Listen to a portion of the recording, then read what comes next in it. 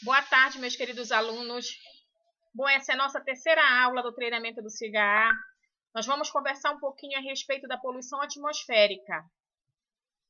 Bom, inicialmente nós temos que conhecer, né, a composição do ar, né? O ar ele é composto por diversos tipos de compostos, né? Entre eles, os mais expressivos são nitrogênio, oxigênio e outros tipos de compostos. O composto em maior abundância refere-se ao nitrogênio, né? Cerca de 78% do ar é composto por nitrogênio e apenas 21% é composto por oxigênio. E 1% refere-se aos micro-organismos que estão em suspensão do ar, ao material particulado, poeira, fumaça, outros gases, os gases nobres, o hélio, neônio, argônio, criptônio, xenônio, radônio. E precisamos conhecer também que a atmosfera ela é composta por 5 camadas, né? A camada em que nós habitamos é a troposfera. É na troposfera que acontecem os fenômenos meteorológicos, chuva, né, vento, neve. É na troposfera que ocorre. E a troposfera é a região em que nós desenvolvemos as nossas atividades diárias, né? Nós desenvolvemos as atividades industriais, as atividades agrícolas, enfim, todas as atividades que nós realizamos é na troposfera. Acima da troposfera nós temos a estratosfera, ela é uma camada importantíssima para a aviação, né? Para os grandes aviões, justamente porque não se visualiza esses fenômenos atmosféricos, então não há turbulências na estratosfera. Nós temos a camada seguinte, que é a mesosfera, a termosfera e a exosfera. Então, nós temos na atmosfera uma divisão de 5 camadas.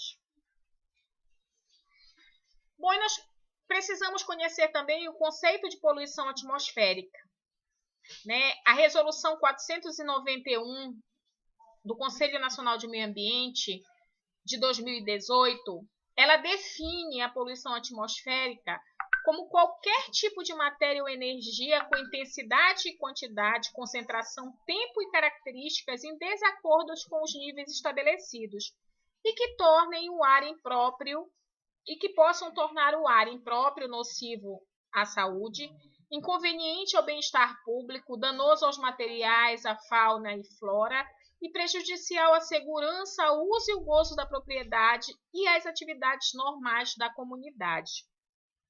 Percebam que, para se configurar, né, poluição atmosférica, é necessário que esse ar esteja recebendo uma determinada concentração de poluentes. E esses poluentes, eles são normatizados pelo Conselho Nacional de Meio Ambiente. O Conselho Nacional de Meio Ambiente, nessa resolução 491, ele vai estabelecer níveis aceitáveis, né, desses compostos no atmosférico. Acima desses valores limites que são estabelecidos, este ar ele pode causar efeitos danosos à saúde e ao meio ambiente.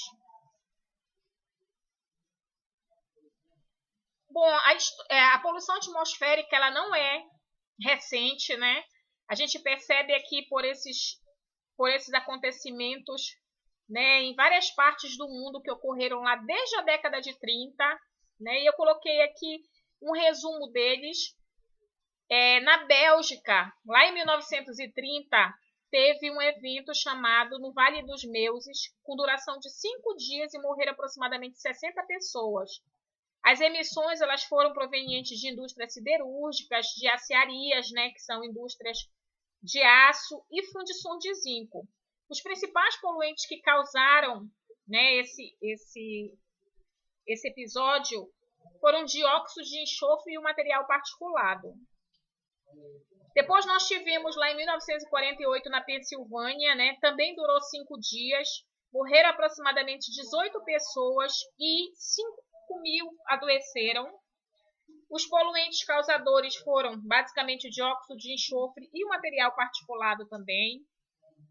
Nós tivemos em 84, em Bhopal, na Índia, um episódio também com duração de 5 dias. Morreram em média 5.000 pessoas e 5.000 também tiveram sequelas graves. E elas foram provenientes de indústrias que fabricavam pesticidas. O poluente causador foi o isocianato de metila.